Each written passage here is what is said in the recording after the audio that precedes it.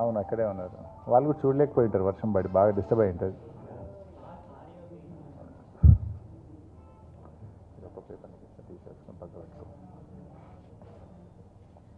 Media మిత్రులందరికీ నమస్కారం.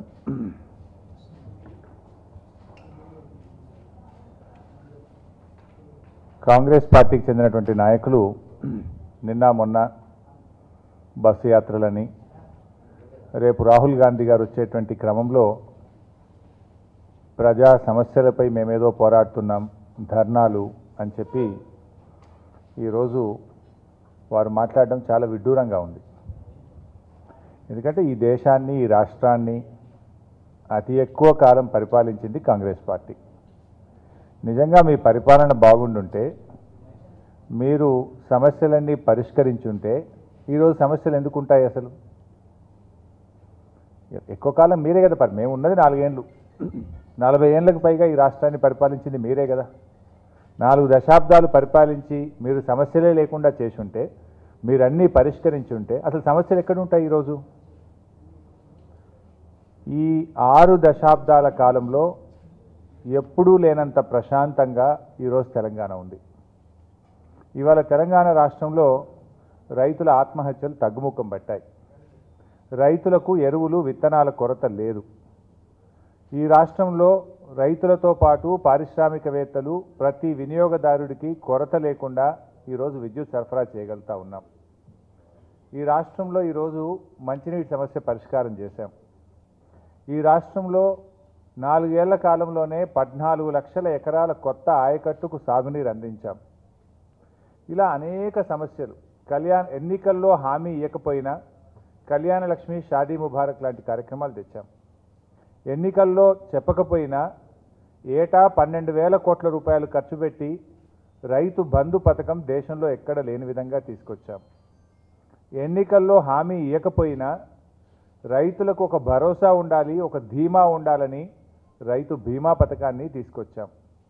దేశంలో ఎక్కడ లేనటువంటి అద్భుతమైనటువంటి సంక్షేమ కార్యక్రమాలు ఇవాళ తెలంగాణలో జరుగుతూ ఉన్నాయి. అభివృద్ధిలో దేశానికే ఆదర్శంగా ఇవాళ తెలంగాణ ప్రభుత్వ పథకాలు జరుగుతూ ఉన్నాయి. ఇతర రాష్ట్రాలు సహితం తెలంగాణ వల్ల మేము మిషన్ భగీరథ చేస్తాం, తెలంగాణలాగా మాకు రైతు బీమా ఇవ్వండి, మాకు రైతు బంధు ఇవ్వండి, మా దగ్గర కళ్యాణ లక్ష్మి ఇవ్వండి, మా దగ్గర రెసిడెన్షియల్ స్కూళ్లను ప్రారంభించండి అని దేశవ్యాప్తంగా తెలంగాణ మోడల్ రోల్ మోడల్ అయింది. ఇతర రాష్ట్రాల ప్రజలు నిలదీస్తూ ఉన్నారు. అంతెందుకు, కర్ణాటకకు చెందిన కొన్ని గ్రామాల ప్రజలు, అక్కడ ఎవరున్నారు ఈరోజు? నిన్నటిదాకా పరిపాలించింది కాంగ్రెస్, ఇప్పుడు కాంగ్రెస్ జేడీయూ సంయుక్త పరిపాలన కర్ణాటకలో ఉంది. ఈరోజు కర్ణాటకకు చెందినటువంటి కొన్ని గ్రామాల ప్రజలు మమ్మల్ని తెలంగాణలో కలపండి, తెలంగాణ ప్రభుత్వ పనితీరు బాగుంది, తెలంగాణలో కరెంటు బాధలు లేవు, తెలంగాణలో రైతు బంద్ ఉన్నది, మేము ఈ కర్ణాటకలో ఉండము, మమ్మల్ని తెలంగాణలో కలపండి అని అక్కడ ఎమ్మెల్యేకు, అక్కడ కలెక్టర్కు ప్రజలు ఓపెన్గా బహిరంగంగా దరఖాస్తులు ఇస్తున్నారు. అంటే ఈ ప్రభుత్వ పరిపాలన ఇంత బాగుందని చెప్పడానికి పక్క రాష్ట్ర ప్రజలు సహితం ఈరోజు మమ్మల్ని తెలంగాణలో కలపండి అని అడుగుతూ ఉన్నారు. నేను ఈరోజు రాహుల్ గాంధీ గారిని అడుగుతా ఉన్నా, ఈ దేశాన్ని సుదీర్ఘకాలం పరిపాలించింది కాంగ్రెస్ పార్టీ. ఈ రాష్ట్రంలో కూడా 2004 నుంచి 14 వరకు అధికారంలో ఉంది కాంగ్రెస్ పార్టీ. ఇప్పటికీ దేశంలో ఇంకా కొన్ని రాష్ట్రాల్లో కాంగ్రెస్ పార్టీ అధికారంలో ఉంది. ఎక్కడైనా అంటే ఏ ఒక్క సమస్య అయినా మీరు శాశ్వతంగా ఒక పరిష్కారాన్ని ఈ దేశానికి, ఈ రాష్ట్రానికి మీరు ఇచ్చారా? ఇప్పుడు జనరల్గా మీరు కూడా జర్నలిస్టులుగా చాలా రోజులు చూశారు. నేను 14 సంవత్సరాల నుంచి అసెంబ్లీలో ఉన్నాను. తెలంగాణ ప్రభుత్వం రాకముందు అసెంబ్లీలో బడ్జెట్ సమావేశాలంటే మొదటి రోజు మంచినీటి సమస్యలతో ఖాళీ బిందెల ప్రదర్శన, కరెంటు బాధల గురించి, ఎండిపోయిన పంటలు, కందిళ్ళు పట్టుకొని మేము అసెంబ్లీకి వచ్చేటువంటి రోజులు చూసాం. 50 ఏళ్ళు అదే ఉంటుండే. బడ్జెట్ సమావేశాలంటే త్రాగునీటి కొరత, కరెంటు సమస్య. ఈ 4 ఏళ్ల టీఆర్ఎస్ ప్రభుత్వ హయాములో ఏ ఒక్కసారైనా ఒక మంచినీటి సమస్య గురించో, ఒక కరెంటు సమస్య గురించో ప్రస్తావనైనా వచ్చింది అసెంబ్లీలో? అంటే ఆ సమస్యను మేము శాశ్వతంగా పరిష్కరించాం. నేను అడుగుతా ఉన్నా ఈరోజు కాంగ్రెస్ పార్టీని, మీరు ఇన్నేళ్ళు దేశంలో పరిపాలనరు, ఇప్పటికీ కొన్ని రాష్ట్రాల్లో పరిపాలనలో ఉన్నారు. ఎక్కడైనా ఒక్క సమస్యను మీరు శాశ్వత ప్రాతిపదికన పరిష్కరించారా? ఇవాళ తెలంగాణ కోసం కూడా మీరు మాట్లాడుతున్నారు. మిషన్ భగీరథ లాంటి మంచినీళ్ళ పథకం ఈ దేశంలో కాంగ్రెస్ అనడం ఆలోచించిందా? ఏ ఒక్క రాష్ట్రంలోనైనా అమలైందా? అసలు ఎన్ని ప్రాజెక్టులు కట్టింది తెలంగాణ కోసం సాగునీటి ప్రాజెక్టులు? మీరు 10 ఏళ్ళు అధికారంలో ఉన్నటువంటి కాంగ్రెస్ పార్టీ ప్రాణహిత చేవెళ్ల ప్రాజెక్టును ఎందుకు పూర్తి చేయలేకపోయింది? పూర్తి చేయడం కాదు కదా, కనీసం అనుమతులు కూడా తేలే. మీరు రాష్ట్రంలో కేంద్రంలో అధికారంలో ఉండి ప్రాణహిత లాంటి ప్రాజెక్టుకు కనీసం అనుమతులు కూడా సాధించలేదంటే మీ పనితీరు ఎంత ఘోరంగా ఉందో, ఈ ప్రజల పట్ల మీ కన్సర్న్ ఏందో అర్థమైతలేదా? 4 ఏళ్లలో పూర్తి చేస్తామని చెప్పి 10 ఏళ్ళు అధికారంలో ఉండి ప్రాజెక్టు పూర్తి చేయడం కాదు కదా, అనుమతులు కూడా తేలే మీరు. అంటే the way you function is that. మీ పనితీరు కనబడతా ఉంది అక్కడ. కాంతనపల్లి ముందుకు పోదు, పాలమూరు రంగారెడ్డి కాయిదాలు దాటది. ఎస్ఆర్ఎస్పి కాలువలు 1963లో ఎస్ఆర్ఎస్పి ప్రాజెక్టును ప్రారంభిస్తే 2014 వరకు కూడా పూర్తి కాలే. 1963 to 2014 47 సంవత్సరాలు. 47 సంవత్సరాల్లో ఎస్ఆర్ఎస్పి కింద 9,60,60,000 ఎకరాలకు ఎప్పుడైనా నీళ్లు ఇచ్చారా? అంటే మీరు ఒక ప్రాజెక్టును 47 సంవత్సరాలు పరిపాలించినా మీరు పూర్తి చేయలేకపోయినారు. అంటే ఈ ప్రాంతం పట్ల కాంగ్రెస్ పార్టీ ఉన్నటువంటి చిత్తశుద్ధి. ఇవాళ దేశంలో భారతదేశంలో ఎక్కడన్నా వ్యవసాయానికి 24 గంటల ఉచిత నాణ్యమైన విద్యుత్ ఎవరైనా ఇస్తున్నారా? కాంగ్రెస్ అంటే కరెంటు కోత గుర్తొస్తుంది తెలంగాణ ప్రజలకు. విలవిల్లాడిపోయినారు, పంటలు ఎండిపోయినాయి కరెంటు లేక. రైతులు రోడ్లెక్కి ధర్నాలు చేసిండ్రు, సబ్స్టేషన్ల ముందు ధర్నా చేసిండ్రు, ట్రాన్స్ఫార్మర్ల కోసం ధర్నాలు చేసిండ్రు. ఇవాళ ఈ రాష్ట్రంలో ఏ రైతైనా మాకు కరెంటు రావడం లేదు అని మాట్లాడుతున్నారా? దేశంలో ఎక్కడన్నా 24 గంటల ఉచిత నాణ్యమైన విద్యుత్తు ఏ రాష్ట్రమన్నా రైతాంగానికి ఇచ్చే రాష్ట్రం ఉందా అని నేను అడుగుతా ఉన్నా.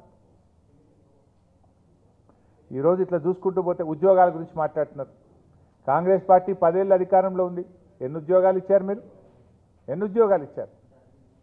ఒక గోబల్స్ ప్రచారం, ఇంటికో ఉద్యోగం ఇస్తాం, మా మేనిఫెస్టోలో ఉందా ఇంటికో ఉద్యోగం ఇస్తామని? ఒక గోబల్స్ను ప్రచారం చేసి కాంగ్రెస్ పార్టీ ఒక రాజకీయ లబ్ధి కోసం ఒక అబద్ధాన్ని 100 సార్లు చెప్తే నిజమైద్దనేటువంటి రీతిలో ఇవాళ కాంగ్రెస్ పార్టీ ప్రయత్నం చేస్తుంది. ఈ దేశంలో కానీ కాంగ్రెస్ పాలిత రాష్ట్రాల్లో కానీ ఎన్ని ఉద్యోగాలు ఇచ్చింది కాంగ్రెస్ పార్టీ? 10 ఏళ్ళు మీరు అధికారంలో ఉన్నప్పుడు ఎన్ని ఉద్యోగాలు ఇచ్చారు మీరు? మీకు ఒక పాలసీ ఉందా? ప్రభుత్వ ఉద్యోగాల కల్పనలో కాంగ్రెస్ పార్టీకి ఒక పాలసీ ఉందా అని నేను అడుగుతా ఉన్నా. మేము 1,00,000 ఉద్యోగాలు ఇస్తామని చెప్పాం. తప్పకుండా 1,00,000 ఉద్యోగాల నియామకాన్ని పూర్తి చేస్తాం. ఆ దిశగా ఇవాళ ఈ ప్రభుత్వం పనిచేస్తున్నది. అందులో కూడా మీరే కదా అడ్డంకులు పెడుతున్నది. కోర్టు కేసులు పెట్టుకుంటూ నానా ఇబ్బందులు పెడుతూ అడ్డుపడుతున్నది కూడా మీరే. బట్ స్టిల్ మీరు ఎంత అడ్డుపడ్డా మేము ఇచ్చిన మాట నిలబెట్టుకునే ప్రయత్నం చేస్తాం. ఇవాళ కాంగ్రెస్ పార్టీ ఏ రంగం తీసుకుందాం, జాతీయ రహదారులు. జాతీయ రహదారుల విషయంలో తెలంగాణ దక్షిణ భారతదేశంలో మనది చిట్ట చివరి స్థానం. రాష్ట్రం ఏర్పడే నాటికి తెలంగాణ రాష్ట్రం జాతీయ రహదారుల విస్తీర్ణంలో వీఆర్ ద లాస్ట్ ప్లేస్.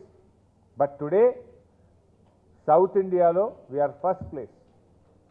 ఇవాళ గౌరవ ముఖ్యమంత్రి కేసీఆర్ గారు ఈ ప్రభుత్వ పనితీరు వల్ల దక్షిణ భారతదేశంలో చివరి స్థానం నుంచి మొదటి స్థానానికి జాతీయ రహదారులు తీసుకురావడం జరిగింది. రైల్వేస్లో దాంట్లో కూడా మీరు వెనుకబడేసిండ్రు. దేంట్లో మీరు ముందు ఉంచిండ్రు? ఈ తెలంగాణ దేని విషయంలో మీరు ఉంచిండ్రు? ఇవాళ కాంగ్రెస్ ప్రభుత్వ హయాంలో రైతులకు ఎరువులు కావాలంటే, విత్తనాలు కావాలంటే కిలోమీటర్ల కొద్ది బార్లు తీసిన లైన్లలో నిలబట్టే తప్ప ఎరువు దొరకలేదు, విత్తనాలు దొరకలేదు.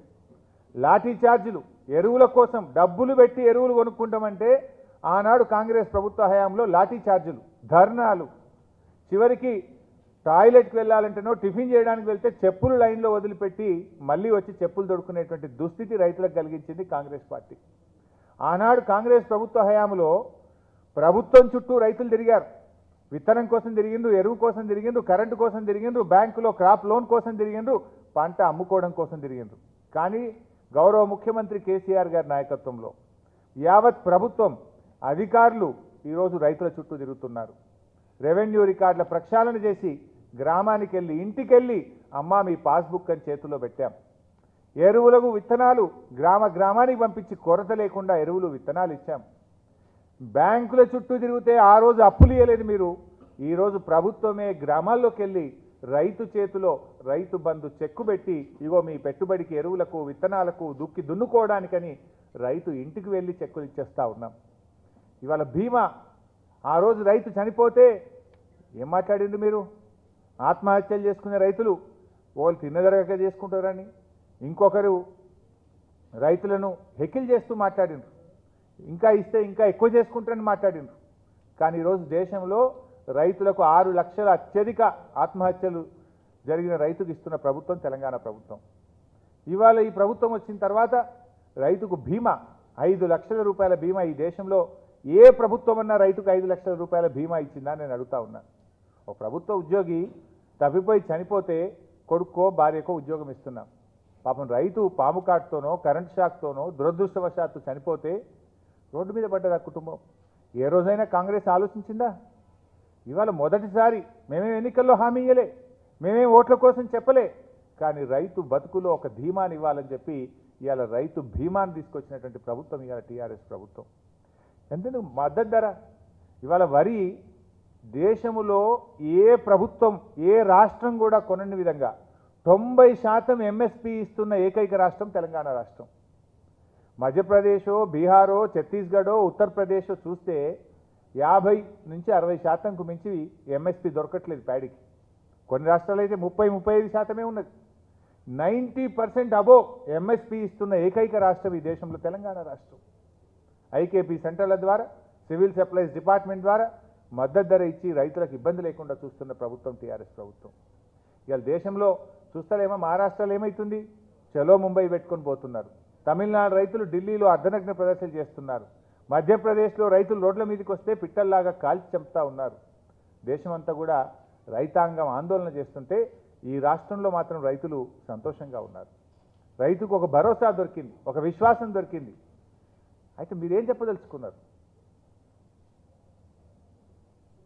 ఈ రకంగా ఇవాళ కాంగ్రెస్ పార్టీ పరిస్థితి ఎట్లా అంటే అధికారంలో ఉన్నప్పుడు తెలంగాణకు ఏం చేయలేదు, ఇవాళ ప్రతిపక్షంలో ఉంటే కూడా తెలంగాణకు అన్యాయం చేసే ప్రయత్నం. ఎందుకు ఈ మాటని అనాల్సి వస్తుందంటే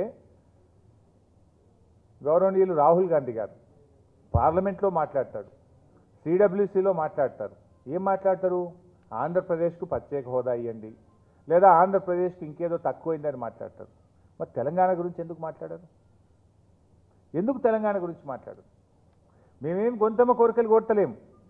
ఆ రోజు ప్రధానమంత్రి మన్మోహన్ సింగ్ గారు విభజన హక్కు చట్టంలోనే స్పష్టంగా చెప్పింది ఏమని? పారిశ్రామికంగా, వాణిజ్యపరంగా, వ్యాపారపరంగా ఆంధ్రప్రదేశ్కు ప్రత్యేక హోదాలో ఏ ఏ హక్కులైతే సంక్రమిస్తాయో వాటిని తెలంగాణ ప్రాంతానికి కూడా వర్తింపజేస్తాము అని చాలా స్పష్టంగా ఆ రోజు పార్లమెంట్లో చెప్పారు. దాని గురించి రాహుల్ గాంధీ గారు ఎందుకు మాట్లాడారు? మీరు ఆంధ్రప్రదేశ్కు ప్రత్యేక హోదా ఏమంటున్నారు, మేమేమంటున్నాం? అదే విభజన హక్కు చట్టములో వాణిజ్య వ్యాపారులకు కూడా సమాన రాయితీలు తెలంగాణకు కల్పిస్తామని చెప్పారు. దాని గురించి మీరు ఎందుకు మాట్లాడట్లేదు? పార్లమెంట్లో మాట్లాడారు, సిడబ్ల్యూసీలో మాట్లాడారు. మరి రేపు ఇక్కడ వ్యాపార వాణిజ్యాలతో మీటింగ్ పెట్టుకున్నారు రాహుల్ గాంధీ గారని పత్రికల్లో చదివాను. ఏం చెప్పదలుచుకున్నారు మీరు? మా వ్యాపారస్తులకు మేము ఆంధ్రప్రదేశ్కు ప్రత్యేక హోదా ఇస్తాం, మీరంతా వచ్చి ఆంధ్రప్రదేశ్లో ఫ్యాక్టరీలు పెట్టండి, తెలంగాణను ఖాళీ చేయండి అని చెప్తారా? మేము మీ గురించి సిడబ్ల్యూసీలో మాట్లాడలేదు, మీ గురించి మేము పార్లమెంట్లో మాట్లాడలేదు, ఆంధ్రప్రదేశ్కి మాత్రమే ప్రత్యేక హోదా ఇవ్వమన్నాం అని మా తెలంగాణ వ్యాపార వాణిజ్య వర్గాలకు మీరు చెప్పదలుచుకున్నారా? ఏం చెప్పదలుచుకున్నారు? ఎందుకు? ఎక్కడ చూసినా చిన్న చూపే. కనీసం సిడబ్ల్యూసీలో తెలంగాణకు స్థానమే లేదు.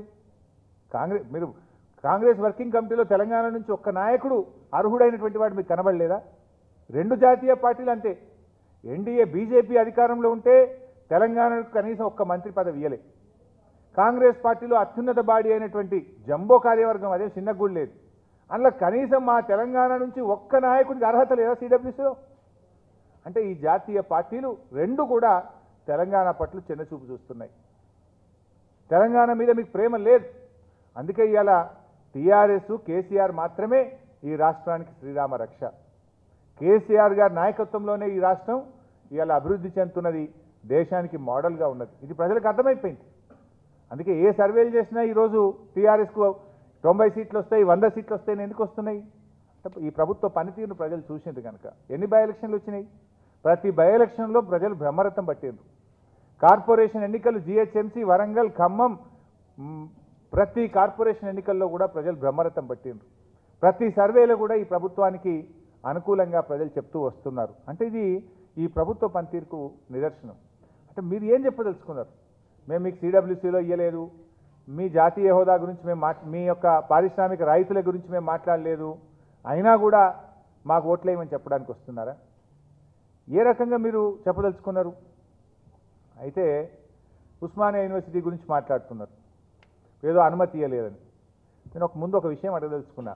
జానారెడ్డి గారు, గౌరవనీయులు పెద్దలు, వారిని ఉత్తమ్ కుమార్ రెడ్డి గారు నిన్న వారు ప్రెస్ మీట్లో మాట్లాడితే పేపర్లు చదివాను పొద్దున.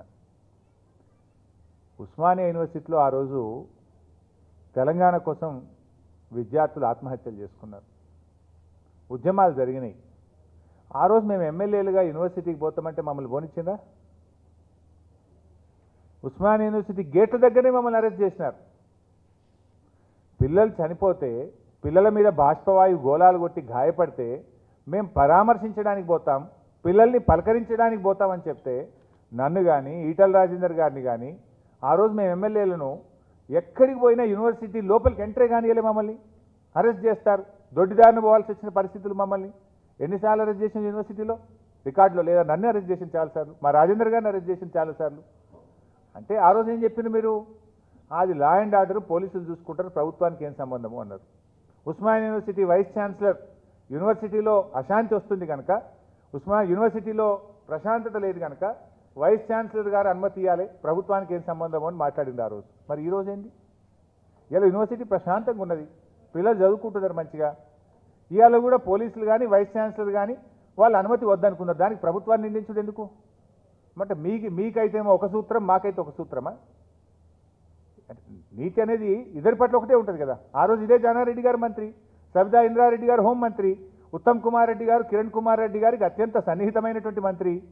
మీరే కదా ఆ రోజు ప్రభుత్వంలో ఉన్నది.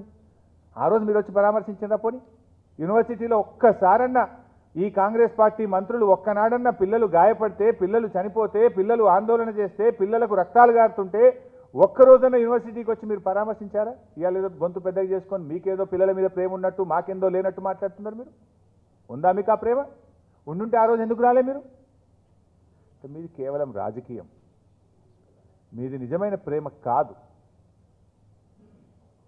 ఇవాళ ఇంకా గమ్మత్ ఏంటంటే, రాహుల్ గాంధీ గారు అమరవీరుల స్తూపానికి నివాళులు అర్పిస్తారన్నారు. సరే, మంచిదే. కానీ ఎక్కడో మనసులో బాధ కలుగుతుంది. ఎవరు ఆ అమరవీరులు? ఆ అమరత్వానికి కారకులు ఎవరు? ఆ అమరవీరుల స్తూపం దేనికి సాక్ష్యం? ఆ అమరవీరుల స్తూపం ఎవరు నిర్మించారు? దేనికి సాక్ష్యంగా నిర్మించారు? 1969లో అప్పటి కాంగ్రెస్ ప్రభుత్వం, ఆనాటి ఇందిరాగాంధీ గారి ప్రభుత్వం పిట్టల్లాగా 369 మందిని కాల్చి చంపితే ఎక్కా యాదగిరి గారు ఆ అమరుల స్మారకార్థం కట్టినటువంటి అమరవీరుల స్తూపం కాల్చిందెవరు? ఇవాళ మళ్ళీ వచ్చి నివాళులు అర్పించేదెవరు? ఏంది ఇది? దేనికి సంకేతం? అప్పుడు 9 జిల్లాలు, 9 బుల్లెట్ గాయాలు ఈ రోజు కూడా ఉన్నాయి. దాని మీద ఒక్కొక్క జిల్లాకు ఒక బుల్లెట్ను పెట్టి ఆ 369 మంది చనిపోతే ఎక్కా యాదగిరి గారు దానికి ఆ స్తూపానికి 9 రంధ్రాలు, హోల్స్ కూడా కొట్టిండు. అంటే చంపేది మీరే, పరామర్శించేది మీరే, కాల్చేది మీరే, నివాళులు అర్పించేది మీరే. అది మీ విజ్ఞత. ప్రజలు, తెలంగాణ ప్రజలు మర్చిపోయినరా? ఆ గాయాలు మానినాయి అనుకుంటున్నారా మీరు? అది అట్లా. మొన్న డిసెంబర్ 9, 2009 నాడు కేసీఆర్ గారు చావు నోట్లోకి పోయి, చివరికి చావు దగ్గరికి పోయి రాష్ట్రమంతా అలజడితో ఉంటే తెలంగాణ ఇస్తున్నామని అర్ధరాత్రి ప్రకటింపజేసి మళ్ళీ డిసెంబర్ 23 నాడు మీరు వెనక్కి తీసుకున్నారు. మీరు వెనక్కి తీసుకోవడం వల్లనే కదా తెలంగాణలో ఆత్మహత్యలు జరిగినాయి. మరికొంతమంది చావుకు కారణం ఎవరు? డిసెంబర్ 9 ప్రకటన అలాగే కొనసాగి ఉండుంటే ఈ విద్యార్థులు, ఈ యువకులు ఈ రాష్ట్రంలో మళ్ళీ అమరులు అయ్యేవారా? అంటే ఆనాడైనా నేడైనా ఈ అమరత్వానికి, ఈ అమరులకు కారణం కాంగ్రెస్ పార్టీ కాదా? మీరు నివాళులు అర్పించగానే మీరు చేసిన పాపాలు, మీరు జరిపిన కాల్పులు అన్నీ మాయమైపోతాయి అనుకుంటున్నారా? తెలంగాణ ఇచ్చిన రాహుల్ గాంధీ గారికి ప్రభుత్వమే దగ్గరుండి స్వాగతం చెప్పాల్సి ఉండే అని ఒక కాంగ్రెస్ నాయకుడు మాట్లాడిండు. అయ్యా, ఉన్న తెలంగాణను ఊడగొట్టిందే కాంగ్రెస్ పార్టీ, ఊడగొట్టిందే మీరు. ఊడగొట్టి కాల్చి చంపి తర్వాత తప్పని పరిస్థితుల్లో కేసీఆర్ లాంటి నాయకుడు పోరాటం చేస్తే కదా ఈ తెలంగాణ ఇచ్చింది. మాకేం రాహుల్ గాంధీ పర్యటన వస్తే మాకేం అభ్యంతరం లేదు, హ్యాపీగా రండి, ఎన్ని మీటింగ్లు పెడతారో పెట్టండి, చెప్పండి ఏం చెప్పదలుచుకున్నారో. ఈ రాష్ట్రానికి మీరు ఏం చేసిండ్రు? ఆ రోజు రాష్ట్ర విభజన హక్కు చట్టంలో పోలవరానికి జాతీయ హోదా పెట్టిండ్రు, మరి ప్రాణహితకు ఎందుకు పెట్టలే? పాలమూరుకి ఎందుకు పెట్టలే? ఆ రోజు మీరు పెట్టిండుంటే ఇవాళ తెలంగాణకు జాతీయ ప్రాజెక్ట్ దక్కకపోతుండేనా? అది మీ పొరపాటే కదా. పోనీ ఆ రోజు పెట్టలే. ఈ 4 సంవత్సరాల కాలంలో ఎప్పుడైనా రాహుల్ గాంధీ గారు తెలంగాణ గురించి పార్లమెంట్లో కానీ సిడబ్ల్యూసీలో కానీ మన హక్కుల గురించి ఒక్కరోజు మాట్లాడిందా? మన ఎంపీలు పోరాడినారు. మా హైకోర్టు విభజన సంగతి ఏంటి అని ప్రతిరోజు మన ఎంపీలు పోరాడుతున్నారు.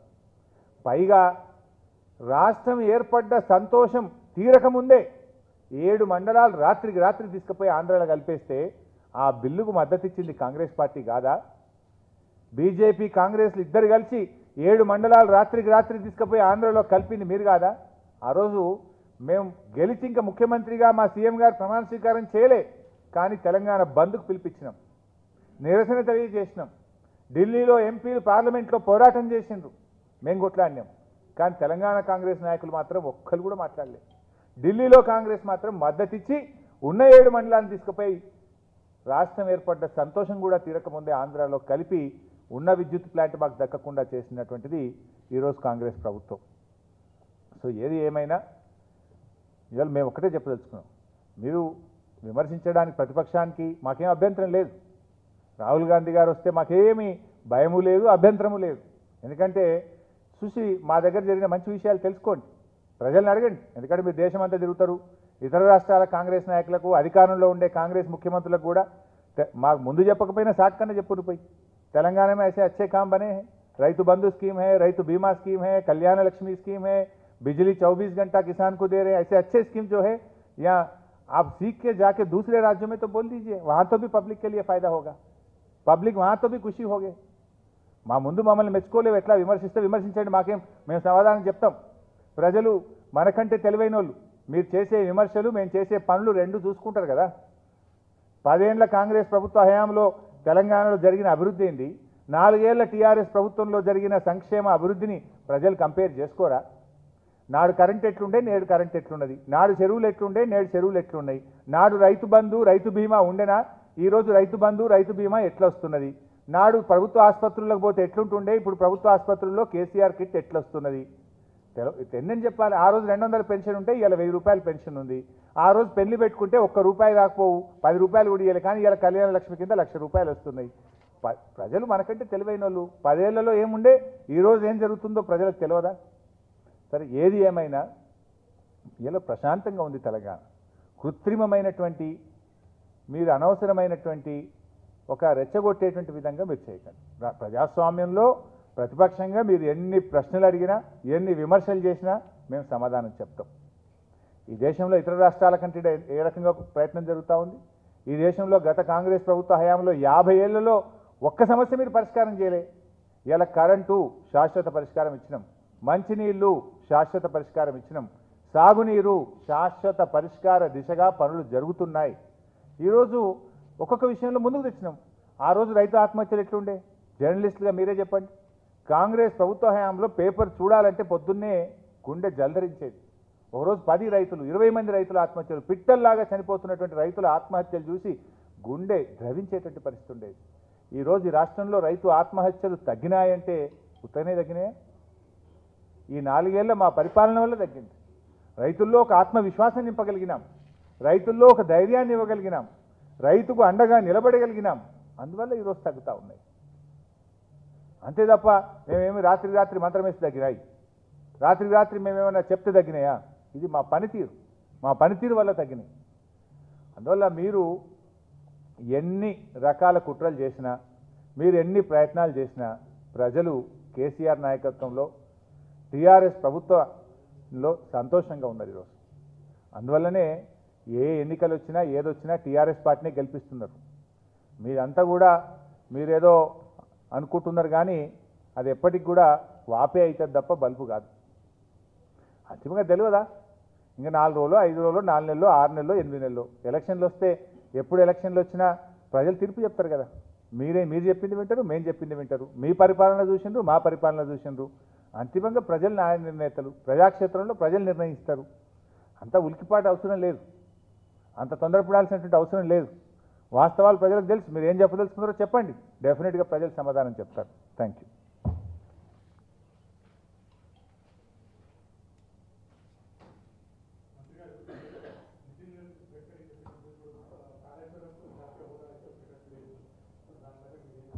అవునే, ఇప్పుడు అదే విషయం అన్నా కదా. గడ్కరీ ఏమన్నాడు, పోలవరమే లాస్ట్ జాతీయ ప్రాజెక్ట్ అన్నాడు. పోలవరంతో పాటు ఆ రోజే ఇది పెట్టుంటే ఇవాళ మనకో జాతీయ ప్రాజెక్ట్ ఉండకపోతుండేనా? ఈ పుణ్యం మళ్ళీ కాంగ్రెస్ది బీజేపీది ఇద్దరు కదా. అందువల్లనే ఇప్పుడు మేము జాతీయ ప్రాజెక్ట్ ఇవ్వండి ఒకవైపు డిమాండ్ చేస్తున్నాం. లేదా మాకు వాళ్ళు ఏం చెప్తున్నారు, దేశంలో కొత్త జాతీయ ప్రాజెక్టులు ఇచ్చే విధానమే లేదు మాకు అని బీజేపీ చెప్తుంది. లేదు అన్నప్పుడు ఏమన్నారు, 60-40లో మేము బెనిఫిట్ చేస్తామని చెప్పినారు పార్లమెంట్లో. Then immediately we went, okay మాకు 60-40లో మా ప్రాజెక్టును తీసుకోండి, వీ హ్యావ్ ఆల్ క్లియరెన్సెస్ అని మేము కేంద్రాన్ని డిమాండ్ చేస్తున్నాం. కేంద్రం మీద ఒత్తిడి పెంచుతున్నాం, ఇంకా కూడా పెంచుతాం. ఓకేనా, థ్యాంక్ యూ.